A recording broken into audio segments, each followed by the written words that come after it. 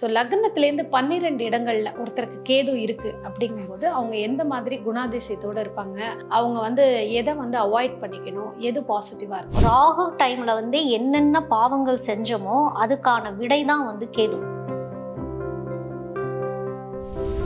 கேதுவோட பேச்சை கேட்கலைன்னா சனீஸ்வரர் எவ்வளவோ பரவாயில்லன்னு நினைச்சிடணும். நம்ம குழந்தை அப்படிங்கிற விஷயத்த வந்து பெரும்பாலும் சில பேர் தள்ளி போடக்கூடிய சுச்சுவேஷன்ஸ் வரும், இல்லைன்னா அமையாத சுச்சுவேஷன்ஸ் வரும். அவங்கெல்லாம் வந்து நாய் வளர்த்துனா ரொம்ப நல்லது. ஒரு ஃப்ரெண்ட்ஷிப் ஆகட்டும், ஒரு ஃப்ரெண்ட்ஸை சூஸ் பண்ணுறதாகட்டும், ஒரு எஜுகேஷன் சூஸ் பண்ணுறதாகட்டும், அலட்சியமாக இருக்கக்கூடாது. ஸ்டடீஸில் ரொம்ப கை வைக்கும் கேது 3வது இடத்துல இருக்கப்ப. பிஸ்னஸ் பார்ட்னர்ஸ்டையும் கொஞ்சம் கரெக்டாக இருக்கிறது. அதுவும் வந்து தன்னை விட வயசில் மூப்பில் இருக்கவங்க இல்லை ஹையர் பொசிஷன்லலாம் இருக்காங்க பார்த்தீங்களா, அவங்களால இவங்களுக்கு ரொம்ப ஆப்பு வச்சுக்கிட்டே இருப்பாங்க அவங்க.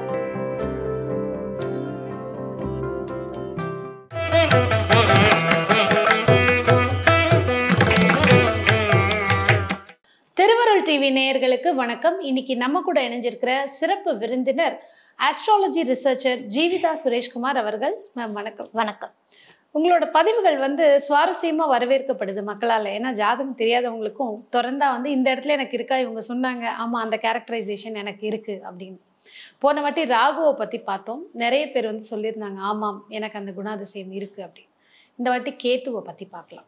ஸோ லக்னத்திலேருந்து 12 இடங்கள்ல ஒருத்தருக்கு கேது இருக்கு அப்படிங்கும்போது அவங்க எந்த மாதிரி குணாதிசயத்தோட இருப்பாங்க, அவங்க வந்து எதை வந்து அவாய்ட் பண்ணிக்கணும், எது பாசிட்டிவா இருக்கும்? ஃபர்ஸ்ட் லக்னத்துல ஒருத்தருக்கு கேது இருக்கு, அது என்ன லக்னமா வேணா இருக்கட்டும், லக்னத்துல கேது இருக்கு அவங்களுக்கு. ஸோ முதல்ல கேது அப்படின்னு பார்க்குறப்போ நம்ம போன டைம் ராகுவை பற்றி சொல்லியிருந்தப்போ ராகு வந்து டிராகன் ஹெட் அப்படின்னு நம்ம சொல்லியிருந்தோம். இப்போ வந்து கேதுங்கிறது அதோட டெய்ல், அதாவது ஆசைகள்ல இருந்து டிட்டாச்மெண்ட், அதுதான் வந்து கேது. அது நார்த் போல்னா இது சவுத் போல். ராகு டைம்ல வந்து என்னென்ன பாவங்கள் செஞ்சோமோ அதுக்கான விடை தான் வந்து கேது. அதை கழிக்கிறதுக்கு தான் கேது. அதையும் சேர்த்து நம்ம கழிப்போம் இந்த ஜென்மத்துல.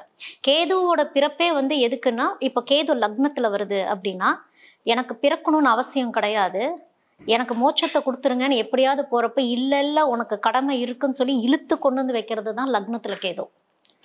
வாழ்ந்துதான் ஆகணும், பிடிச்சதோ பிடிக்கலையோ எல்லாத்தையும் டச் பண்ணி வாழ்ந்துதான் ஆகணும். அப்போ எல்லாமே வந்து இது என்ன ஆகும்னா சைக்கலாஜிக்கலா நிறைய விஷயங்கள்ல வந்து அவங்க நிறைய ஹேண்டில் பண்ற மாதிரி வரும். லக்னத்துல கேது இருக்கப்போ முதல் இன்னசென்ட்டா இருந்து நிறைய விஷயங்களை ஃபேஸ் பண்ணி ஏமாந்து ஆசையே படக்கூடாது, ஏங்கவும் கூடாது, வருத்தமும் படக்கூடாது. எனக்கு ஏன் இது இப்படி வந்துச்சு, எனக்கு ஏன் இது நடக்குது அப்படின்னா உங்களுடைய பிறப்பு, இந்த பிறப்பை நீங்க கழிச்சாகணும்.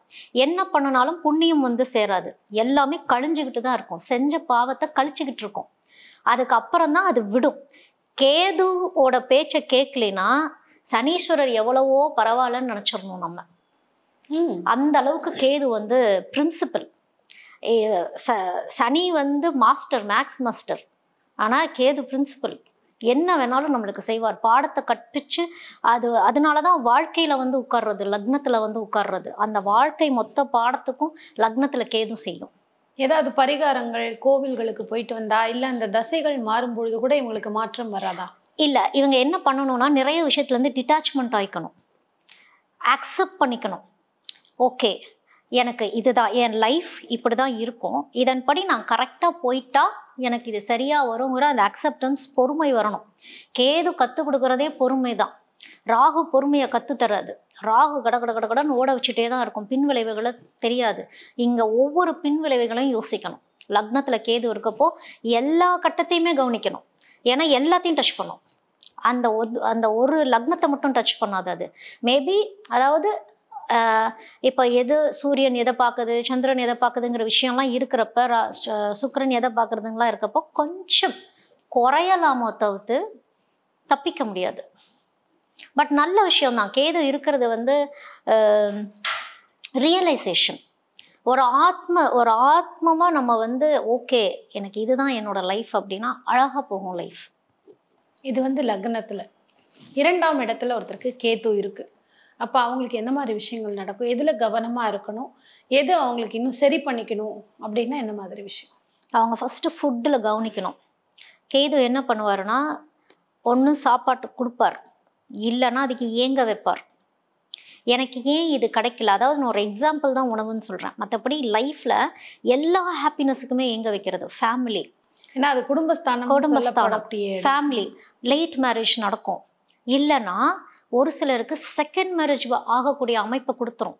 அது எப்படி கொடுக்கும்னா, முதல் மனைவி ஒன்றும் பிரிஞ்சு போவாங்க, இல்லை அவங்களுக்கு ஏதாவது ஒன்று ஆகலாம், மனைவியோ கணவனோ, இல்லை தனக்கே கூட ஏதாவது ஆகக்கூடிய சூழ்நிலைகள் வரும். சிலருக்கு கேது இருக்கிறப்ப நோய் கொடுக்கும். அந்த நோய் எப்படி கொடுக்கும்னா, உணவு சம்பந்தப்பட்ட விஷயத்துல தான் உடம்புக்குள்ள நோயை கொடுக்கும். அலர்ட் ஆயிக்கணும், எனக்கு ஏன் இப்படி, எனக்கு ஏன் இப்படி அப்படின்னா இன்னும் நோயை கொடுத்துக்கிட்டே இருக்கும். அதுலேருந்து கொஞ்சம் டிட்டாச்மெண்ட் ஆகணும். சில பேர்த்துக்கு வந்து மனைவி இல்லாமல் போகக்கூடிய சுச்சுவேஷன் வந்துடும். வாழ்க்கையே நொந்து போகக்கூடிய சுச்சுவேஷன் ஒரு சிலருக்கு நடக்கும். வாழ்க்கையே வெறுத்து போனதுக்கப்புறம் கேது ஒரு மனைவியை மறுபடியும் தருவார், 2வது மனைவி. அப்படி கொடுக்குறப்போ அந்த லைஃப்பை கரெக்டாக பிடிச்சி கொண்டு போயிடணும். ஏன்னா முதல் மனைவிட்ட, மனைவியாகட்டும் கணவனாகட்டும், லைஃப் பார்ட்னர்கிட்ட ஏதோ ஒரு டார்ச்சர் கொடுத்துருப்பாங்க. அலட்சிய போக்குனால அந்த லைஃப் பார்ட்னர் பிரியக்கூடிய சந்தர்ப்பம் நடந்திருக்கும். ஒரு டிவோர்ஸாவோ ஒரு இறப்பாவோ ஒரு சந்தர்ப்பம் நடந்திருக்கும். ஆனால் அந்த பிரியக்கூடிய தருணத்தில் தான் அவங்களுக்கு அன்பு பாசமே வந்திருக்கும். அதுலேருந்து அப்படியே விரக்தி ஆக்கிரும் கேது. திரும்பவும் ஒரு சான்ஸ், அதை கரெக்டாக பிடிச்சி கொண்டு போகணும். அதே மாதிரி குழந்தை அப்படிங்கிற விஷயத்த வந்து பெரும்பாலும் சில பேர் தள்ளி போடக்கூடிய சுச்சுவேஷன்ஸ் வரும், இல்லைன்னா அமையாத சுச்சுவேஷன்ஸ் வரும். அவங்கெல்லாம் வந்து நாய் வளர்த்துனா ரொம்ப நல்லது. நாய் வளர்க்கணும். அவங்க நாய் வளர்த்தா, பூனை வளர்க்கக்கூடாது, அவங்க நாய் தான். நாய் வளர்க்குறப்போ நிறைய வந்து கர்மா விஷயங்கள் வந்து பைரவர் வந்து கழிச்சுடுவார் அந்த இடத்துல. அதனால அவங்க கொஞ்சம் அதை பார்த்துக்கணும். ஆனால் மற்ற கட்டங்கள் என்னன்னு பார்த்துக்கணும். இதெல்லாம் தனித்த கேது என்னங்கிறது மட்டும்தான். கண்டிப்பா இதுக்கப்புறம் நம்ம அந்த இணைவுகளை பத்தி பார்ப்போம். ஒவ்வொரு கிரகமும் கேதுவோட இணைந்திருந்தா, ஏன்னா இப்ப நம்ம வந்து தனித்த கேதுவை பத்தி தான் பேசிட்டு இருக்கோம். இப்ப 2ஆம் பாவத்துல கேது இருக்கிறவங்களுக்கு நாய் வளர்க்கலாம்னு சொல்லியிருக்கீங்க. அப்ப லக்னத்துல கேது இருக்கிறவங்க இந்த மாதிரி விஷயம் பண்ணா பாசிட்டிவா இருக்குன்னு என்ன பண்ணலாம்? அவங்க வந்து எல்லாத்தையும் கொஞ்சம் அனுபவிச்சுதான் ஆகணும். அவங்க வந்து ஓம் கேதுவே நமகங்கிறது தான் அவங்களுக்கான மந்திரமே. ஏன்னா வாழ்க்கை பாடத்தை கத்துக்க வந்தவங்க அவங்க, வேற வழி இல்லாம பிறப்படுத்த வந்தவங்க. லைஃபை அக்செப்ட் பண்ணிக்கணும். அவங்களுக்கு அவ்வளவு சீக்கிரம் ஆன்மீகத்தை நோக்கி போக முடியாத சுச்சுவேஷன் சில டைம் வரும். அவங்கெல்லாம் வந்து என்ன பண்ணலாம் அப்படின்னா, 108 திவ்ய தேசம், 107 திவ்ய தேசத்தை எப்படியாவது கவர் பண்ண பார்க்கணும். 108வது வந்து நம்மளுடைய லைஃப் முடிஞ்சதுக்கு அப்புறம் தான் 108வது தேசம். அப்போ வந்து இது ஒரு புதுமையான செய்தி. ஏன்னா 108 திவ்ய தேசம்னு சொல்லி தான் நம்ம எல்லாருமே அது வந்து 107 தான் நம்ம பூமியில இருக்கக்கூடியது. 108வது வந்து மோட்சத்துக்கானது தான் 108வது. அப்போ அவங்க வந்து 107ஐயும் கவர் பண்ண முடியாது. ஆனா திவ்ய தேசங்கள் போக ஆரம்பிக்கணும். போக போக போக போக அவங்களுக்கு வந்து நிறைய ரிலீஃப் கொடுத்துக்கிட்டே இருக்கும். ஓகே. ஸோ டைம் கிடைக்கும் போதெல்லாம் திவ்ய தேச தரிசனம் பண்றது வந்து அவங்களுக்கு ஒரு ரிலீஃபா இருக்கும். 3வது இடத்துல கேது இருக்கு. அப்போ அவங்களுக்கு எந்த மாதிரி விஷயங்கள் நடக்கும், அவங்க என்ன பண்ணலாம், இன்னும் பாசிட்டிவாக மாற்றிக்கிறதுக்கு என்ன வளர்க்கலாம், என்ன மாதிரி உணவுகள் எடுத்துக்கலாம், ஃபேமிலி லைஃப் எப்படி கொண்டு போகலாம்? இவங்களுக்கு வந்து நிதானத்தை ரொம்ப கடைப்பிடிக்கணும். இவங்க எங்கெல்லாம் நிதானம் சிதறப்படுதோ அங்கெல்லாம் கேது வந்து பாடம் கற்பிச்சு கொடுத்தே தீரும். ஒரு ஃப்ரெண்ட்ஷிப் ஆகட்டும், ஒரு ஃப்ரெண்ட்ஸை சூஸ் பண்ணுறதாகட்டும், ஒரு எஜுகேஷன் சூஸ் பண்ணுறதாகட்டும், அலட்சியமாக இருக்கக்கூடாது. ஸ்டடீஸில் ரொம்ப கை வைக்கும் கேது 3வது இடத்துல இருக்கப்ப. படிப்புக்கு ஏதாவது ஒரு தடையை கொடுத்துட்டே இருப்பாங்க. அவங்களால படிக்கக்கூடியவங்களா இருப்பாங்க, ஒரு சோம்பேறித்தனத்தை கொடுக்கறது. எல்லா ஸ்ட்ரகிள்ஸ் அப்டக்கிள்ஸையும் கேது கொடுக்கும். இதை ரியலைஸ் பண்ணணும். யாரெல்லாம் அட்வைஸ் பண்ணுறாங்களோ, பெரும்பாலும் கேதுவில் இருக்கவங்களுக்கு யாரெல்லாம் அட்வைஸ் பண்ணுவாங்கன்னா, இப்போ 3வதுல இப்போ எனக்கு கேது இருக்கு, எனக்கு ஒருத்தவங்க வந்து அட்வைஸ் பண்ணுறாங்க, ஆனால் அவங்கள நான் பெருசாகவே யோசிச்சிருக்க மாட்டேன், அவங்கள நான் பெருசாக மதிச்சிருந்துருக்க மாட்டேன்னு வச்சுக்கோங்க. அவங்க மூலியமாக தான் கேது வந்து அட்வைஸ் பண்ணும். அவங்க மூலமாக தான் வார்னிங் கொடுக்கும். ஏன்னா யாரையும் அலட்சியப்படுத்தக்கூடாது கேதுக்கு. அவங்களுக்கு பவர் கொடுத்துரும். உனக்கு நான் சொன்னேன்ல, நீ இதை செய்யாமல் போனல, அதனால தான் உனக்கு இப்படி அப்படிங்கிறப்போ எல்லாத்தையும் சமமாக நீங்கள் ட்ரீட் பண்ணணும் அப்படின்னு சொல்லிட்டு கேது அங்கே உணர்த்தும். 3வது இடத்துல கேது இருக்கவங்களுக்கு. அதனால யார் சொன்னாலும் புகழ்றவங்கள பக்கத்தில் வச்சுக்க கூடாது. இந்த கேது அப்படி எல்லாத்தையுமே வச்சு கொடுக்கும். புகழ்றவங்களை பக்கத்தில் வச்சு ஏமாற வைக்கும். ஃபர்ஸ்ட் ஏமாந்துட்டே இருந்தா ஏமாந்து இழப்புகள், ஏன் நான் ஏமாறுறேன் கூடவே இருந்து குழி பறிச்சுட்டே இருப்பாங்க. முக்கியமா ஃப்ரெண்ட்ஸ் அந்த மாதிரி இருப்பாங்க. அவங்கெல்லாம் கொஞ்சம் ஜாக்கிரதையா இருக்கணும். கேத்து 3ல் இருக்கும் பொழுது. ஆமா. சரி, இவங்க இந்த மாதிரி விஷயங்கள் பண்ணா இவங்களுக்கு ஒரு ரிலீஃப் கிடைக்கும், ஏதாவது மரம் செடி வளர்க்குறதோ இல்லாட்டி பெட்ஸ் வளர்க்குறதோ, இப்போ நீங்க ஒரு டிப்ஸ் மாதிரி சொன்னீங்க. ஸோ 3ஆம் இடத்துல கேது இருக்கிறவங்க என்ன பண்ணலாம்? 3ஆம் இடத்துல கேது இருக்கவங்க சிவனை வழிபடணும். சிவன் சிவன் வழிபாடு எப்படி பண்ணணும் அப்படின்னா, ரொம்ப ரொம்ப சிம்பிளா போய் பண்ணணும். கோயிலுக்கு போறதே சிவனை பார்க்க போறப்ப எவ்வளோ சிம்பிளா, அதாவது தன்னுடைய லுக்ஸுக்கெல்லாம் பெருசா இம்பார்ட்டன்ஸ் கொடுக்காம குளிச்சு சுத்தபத்தமா ஒரு விரதம் இருந்து போறப்ப சிவன் கொஞ்சம் காப்பாத்துவார். அந்த ஒரு நிலை வந்து அமைதியா சாமி தரிசனம் கூட பண்ண வேணாம். சிவன் கோயில்ல எவ்வளவு நேரம் உட்கார்றாங்களோ அவ்வளவு நல்லது. 3ஆவதுல கேது இருக்கவங்க. ஸோ உள்ள போய் தரிசனம் பண்ணல, அங்க உட்காந்து அமைதியா உட்கார்ந்தாலே போதும், கொஞ்சம் நிதானம் வந்துடும். ஏன்னா கேது எப்படி பார்த்தாலும் எங்க உட்கார்ந்தாலும் அது என்ன பர்டிகுலர் ரிலேஷன்ஷிப்ஸ்ல வருதோ அந்த விஷயத்துக்கு ஒரு நிதானத்தை கடைபிடிச்சாதான் லைஃப் நல்லா இருக்கும். ஓகே. ஸோ 4ஆம் இடத்துல இப்போ கேது இருக்கு, அவங்களுக்கு எந்த மாதிரி விஷயங்கள் நடக்கும்? கவனம் எதுல இருக்கணும்? அம்மா அம்மா அம்மா தாய்ஸ்தான். அம்மாக்காகவே பிறந்த மாதிரி அது. ஆனா அம்மா பெரிய எனிமையா இருப்பாங்க பெரும்பாலும். அவங்க வந்து அவங்க சாட்டிஸ்ஃபை ஆக மாட்டாங்க. என்ன பண்ணனாலும் சாட்டிஸ்ஃபை ஆக மாட்டாங்க. இவங்களுக்கு கடுப்பாகவும் கிட்டத்தட்ட அதாவது அந்த அம்மா வந்து ஒன்றும் ரொம்ப ஸ்ட்ரிக்டான அம்மாவாக இருப்பாங்க, இல்லைன்னா என்ன பண்ணாலும் பத்தலைன்னு சொல்கிற அம்மாவாக இருப்பாங்க. இல்லை அந்த அம்மா நோய்வாய்ப்பட்டு இருக்கலாம், அவங்கள பார்த்துக்க மாட்டேன்னு இவங்க சொல்கிற மாதிரி இருக்கும், விலகி போகிற மாதிரி இருக்கும். எந்த அளவுக்கு அம்மாட்ட நெருங்கி போகிறாங்களோ விதி வந்து வசமாகும். அம்மாவை ஒதுக்கி ஒதுக்கி வைக்க வைக்க மாட்டிகிட்டே இருப்பாங்க. ஆனா அவங்களுக்கு தான் ஒத்து போகாது. ஆனா அட்ஜஸ்ட் பண்ணி போய் அவங்களுக்கானது செஞ்சே தீரணும். பயங்கரமா கேது அப்டிகல்ஸ் கொடுப்பாரு. இப்போ கமெண்ட்ஸ் கூட வரலாம், இது எப்படி இருந்தாலும் அம்மாவை பார்த்துக்கலாமா, நான் எவ்வளோ அனுபவிச்சிருப்பேன் தெரியுமா, அந்த மாதிரிலாம் கூட சொல்லுவாங்க. சில பேர் ஆமா எங்க அம்மா பாவம் தான், ஆனா ஹெல்ப் பண்ண முடியாத சுச்சுவேஷனையும் கேது கொடுக்கும். இதுவும் பண்ணும். ஒன்று கல்யாணம் ஆகி போனவங்களா இருப்பாங்க, அவங்களால சில பல காரணங்களால அம்மா வந்து பார்த்துக்க முடியாம போறது, நிறைய இந்த மாதிரி ஏதாவது ஒரு அப்டிகல்ஸை கடமையை செய்ய விடாத எல்லா வேலையும் பண்ணும் கேது. இதையும் தாண்டி நீங்க கடமையை வந்து எப்படியாவது செஞ்சிடணும். ஆனா அம்மா சாட்டிஸ்ஃபை ஆக மாட்டாங்க, அதையும் நான் சொல்லிடுறேன். ஆனா வாழ்க்கை முழுக்க இதை சரி பண்ணதான் கிளியரன்ஸ் லைஃப்க்கு. இவங்களுக்கு இந்த மாதிரி சம்பவங்கள் நடக்கும், ஜாக்கிரதையா இருக்கணும் அப்படின்னா என்ன மாதிரி விஷயங்கள்லாம் நடக்கும்? ஒருவேளை இதை கடைப்பிடிக்காம அம்மாவுக்கும் அவங்களுக்கும் ஒத்து வரல, தள்ளி இருக்காங்க, எதுவுமே அவங்கள கவனிக்கலை, விட்டுடுறாங்க, ஸோ பிரச்சனை வேண்டான்னு தள்ளி இருக்காங்கன்னா அவங்க அதை செய்யாமல் விடுறதுனால இவங்களுக்கு என்ன மாதிரி விளைவுகள் நடக்கும்? அவங்களுக்கு எல்லாமே வாழ்க்கையில தடையாவே தான் இருக்கும். அவங்க எங்கே தான் கோயிலில் போய் என்ன சாமி கும்பிட்டாலும் சரி, என்ன பரிகாரம் பண்ணாலும் சரி, எவ்வளோ பெரிய பிஸ்னஸ் பண்ணாலும் சரி, கடைசியாக முடிய போகிற நேரத்தில் ஒரு தடங்கள் வந்து கொடுத்து நிற்கும். இது வந்து 4ஆம் இடம் சொல்கிறப்போ அவங்களுக்கு பிஸ்னஸும் சில டைம் வந்து இது வேலை செய்யும். இதில் பிஸ்னஸ் பார்ட்னர்ஸ்டையும் கொஞ்சம் கரெக்டாக இருக்கிறது, அதுவும் வந்து தன்னை விட வயசில் மூப்பில் இருக்கவங்க இல்லை ஹையர் பொசிஷன்லலாம் இருக்காங்க பார்த்தீங்களா, அவங்களால இவங்களுக்கு ரொம்ப ஆப்பு வச்சுக்கிட்டே இருப்பாங்க. அவங்கள ஹேண்ட்லே பண்ண முடியாது. அப்போது அவங்கள வந்து திட்டக்கூடாது. இவங்க திட்டுறது, வார்த்தைகள் விடுறது, அந்த மாதிரிலாம் பண்ணாங்கன்னா இன்னும் சரிவு நோக்கி போயிடுவாங்க அவங்க. ஸோ இதெல்லாம் அவாய்ட் பண்ணிட்டு அந்த பக்குவ நிலைக்கு வந்துக்கணும். என் லைஃப் இப்படி தான், என் கடமை இப்படி தான், அவங்க அப்படி தான் இருப்பாங்க, நான் மாற மாட்டேன், நான் சரியாக இருந்துக்கிறேன்னு சரியாக இருந்துக்கணும். அப்போது அவங்களுக்கு கொஞ்சம் பாசிட்டிவாக எல்லாம் போகும். சரி, 5ஆம் இடத்துல கேது, இதை வந்து குழந்தை ஸ்தானமாக சொல்லக்கூடிய ஒரு இடம். இங்கே ஒருத்தருக்கு தனிச்ச கேதுவாக இருக்குது, நம்ம வேறு கிரக நேமை பற்றி பேசல, தனித்த கேதுவாக இருக்குது. அப்படிங்கும்போது அவங்களுக்கு என்ன மாதிரி பலன்? முதல் குழந்தை விஷயத்துல தான் கையே வைக்கும். இப்போ அந்த ஒரு குழந்தையே, அந்த 5ஆம் இடத்துல ஒரு குழந்தையே தனக்கு கேது இருந்து பிறக்குது அப்படின்னா அந்த குழந்தையே கொஞ்சம் காலத்துக்கு வந்து, அதாவது 7 வருஷம், இப்போ சில பேர் கேதுவோடையே பிறப்பாங்க, 7 வருஷத்துக்கு கேதுவோடையே வரும், திசையில பிறப்பாங்க. அவங்களுக்குலாம் வந்து நோய் தாக்கிடும். முக்கியமாக வந்து நரம்பு சம்மந்தப்பட்ட நோய்கள் அவங்களுக்கு வந்து அந்த குழந்தைங்களுக்கு தாக்கும். அப்போ அந்த குழந்தைங்களை கொஞ்சம் பத்திரமா வச்சுக்கணும். அதை தாண்டி அவங்க லைஃப் அதுக்கப்புறம் வந்ததுக்கப்புறம் திரும்ப 27 வயசுலேயே அவங்கள கொஞ்சம் கவனிக்கணும். அவங்களுடைய ஹெல்த் அப்பவும் டச் பண்ணும். அவங்களுக்கு குழந்தை பிறக்கிறதுலேயும் பிரச்சனை வரும், காம்ப்ளிகேஷன்ஸ் வரும். அது வந்து சில பேர் லேட் மேரேஜ் பண்ணிக்கிறது நல்லது. லேட் மேரேஜ் பண்ணி சில பேர்த்துக்கு வந்து ட்ரீட்மெண்ட் எடுத்து குழந்தை பிறக்கிற மாதிரி சுச்சுவேஷன் ஆகும். சில பேர்த்துக்கு குழந்தை பெற்றுக்கு பிடிக்காது. சில பேர் எவ்வளோ தான் விருப்பப்பட்டாலும், ஆனால் இதில் என்ன கேது ஒரு ட்விஸ்ட் வச்சுப்பாருன்னா, நீங்கள் என்ன ட்ரீட்மெண்ட் எடுத்தாலும் இயற்கை முறையில் குழந்தை பிறக்கிற மாதிரி கேது செஞ்சிடும். அப்போ இவங்க என்ன பண்ணணும்னா, இயற்கையோடு ஒன்றிச்சிருக்கணும். ரொம்ப வந்து ஆர்டிஃபிஷியல் விஷயங்களை நோக்கி போகக்கூடாது. இயற்கையோட எவ்வளோ ஜெல்லாகி சின்ன வயசுலேருந்தே இயற்கை சம்மந்தப்பட்ட உணவுகளோட லைஃப் ஸ்டைலு எல்லாமே இயற்கைன்னு போயிட்டா கேது ஒன்றுமே செய்யாது. லைஃப் பேட்டர்ன் மாறிடும்.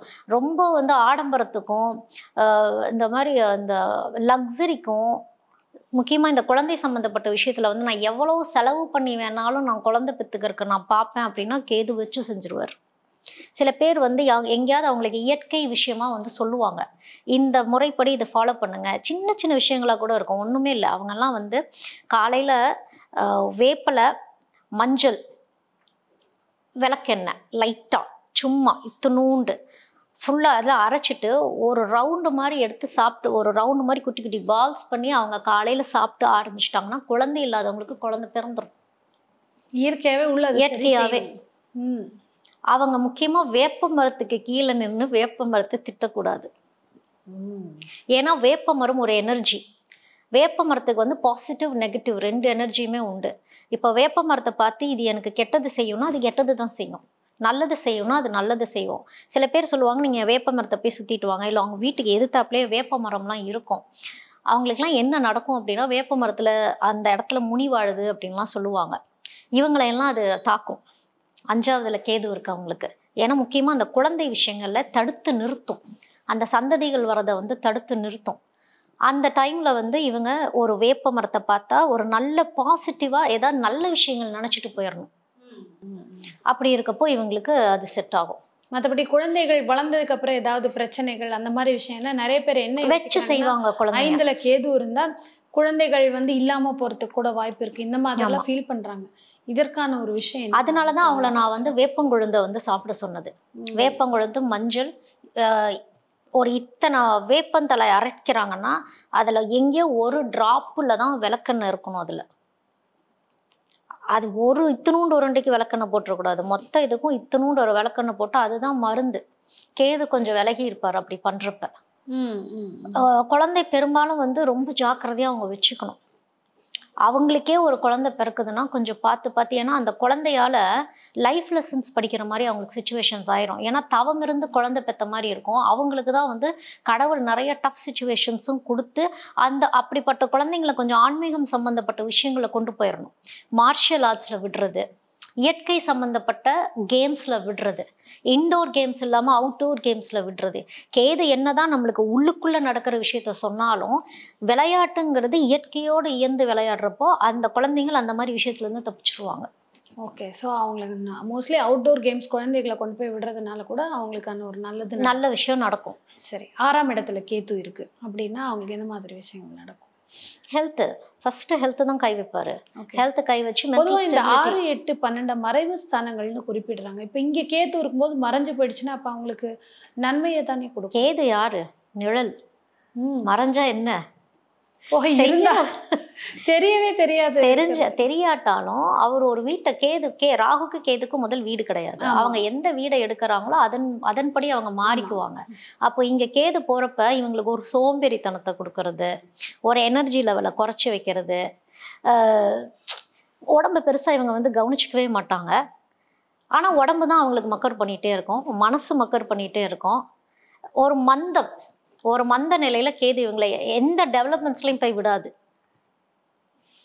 இவங்களும் கொஞ்சம் இயற்கையோட அவங்க எதுவுமே பண்ண மாட்டாங்கன்னா இயற்கையோட ஏந்துவாங்க. இல்லை நான் வரல, இல்லை என்னால் காலை தூக்க முடியல, கையை தூக்க முடியல அப்படின்னு சொல்லிட்டு இருப்பாங்க. இவங்களுக்கு குழந்தை பிறப்பு இவங்களுக்குமே கொஞ்சம் லேட் ஆகும். ஓகே, இவங்களுக்கும் குழந்தை பிறப்புல சில டைம் கை வைக்கும். முயற்சி எடுக்கணும் இவங்க, ஏன்னா அவங்களுடைய பாடியில் அந்த மெட்டபாலிசம் பெருசாக இருக்காது. இந்த மாதிரி 6ல் சில பேர்த்துக்கு கேது இருந்து எனக்கு குழந்தை பிறப்பில் ஆனால் 5ல் தானே கேது இருந்தால் தானே இந்த பிரச்சனை வரும். 6ல் கேது இருந்தாலும் எனக்கு எப்படி இப்படி வருது அப்படின்னா அவங்க என்ன பண்ணணும் அப்படின்னா, பால் வந்து நைட்டு தங்கத்தை சூடு பண்ணி அந்த தங்கத்தை வந்து பாலில் போட்டுட்டு சவுண்டு வரும், அதை குடிக்க ஆரம்பிச்சிட்டாங்கன்னா நிறைய ஹெல்த் இஷ்யூஸ்லாம் கொஞ்சம் கிளியர் ஆகிடும். ஸோ தங்க மோதிரமோ ஏதோ ஒன்று சூடு பண்ணிட்டு அதை பாலில் போட்டுட்டு அவங்க குடிக்கணும். அதை நைட் அது ஒரு ஹேபிட்டாக அவங்க வச்சுக்கணும். டெய்லி நைட் ஒரு ஹேபிட்டாக வைக்கிறப்போ குழந்தை பிறப்பு சம்மந்தப்பட்ட ப்ராப்ளமோ, இல்லை எனக்கு குழந்தை பிறக்கிறப்போ ஏதாவது குறையோட பிறந்துருமோ அப்படின்னு நினைக்கிறதோ, இல்லை அவங்களே ஒரு டிலே, அவங்களே ஒரு கிட்டத்தட்ட ஒரு சோம்பேறி நிலைக்கே இருப்பாங்க. ஒரு மூவே ஆக மாட்டாங்க. சில பேர் இதெல்லாம் நினச்சி கல்யாணம் பண்ணாதவங்கலாம் இருக்காங்க. ஆறில் கேது இருக்கவங்கலாம் அவங்களுக்கு ஏதோ ஒரு வகையில் தள்ளி போயிட்டே தான் இருக்கும். அப்போ அதெல்லாம் அவங்க ஃபீல் பண்ண வேணாம். இந்த மாதிரி ஒரு விஷயங்கள் இப்போ நம்ம டாக்டர் கிடையாது, இது வந்து சொல்லப்பட்டிருக்கு, இந்த மாதிரி இருக்கவங்க இப்படி பண்ணலாம் அப்படின்னு சொல்லப்பட்டதுனால அதை நம்ம சொல்றோம். சில பேர்த்துக்கு பாலே ஆகாதுன்னு சொல்லுவாங்க, அவங்க குடிக்க வேணாம். இதை நம்ம ஜென்ரலா சொல்றது. கண்டிப்பா இது ஒரு டிப்ஸ் மாதிரி தானே ஃபாலோ பண்றதுக்கு. வேற இவங்களுக்கு இதெல்லாம் பாசிட்டிவா இருக்கும் அப்படின்னா என்ன மாதிரி விஷயங்கள்? 6ல கேது அக்செப்ட் பண்ணிப்பாங்க எல்லாத்தையுமே. ஓகே, அக்செப்ட் பண்ணிட்டு அவங்க யாரையும் ஹர்ட் பண்ண மாட்டாங்க அவ்வளோ சீக்கிரம். சாந்த சொரூபிகள் மாதிரி. அப்படியா, நீ எவ்வளோ அடித்தாலும் நான் தாங்கிக்கிறேன், அந்த மாதிரி. அது ஒரு பாசிட்டிவிட்டி. ஆக்சுவலாக அவங்களுக்கு யாருக்குமே ஹார்ம் பண்ணல அப்படின்னாலே இது பாசிட்டிவிட்டி தானே. நிறைய ரியலைசேஷன்லேயே இருப்பாங்க.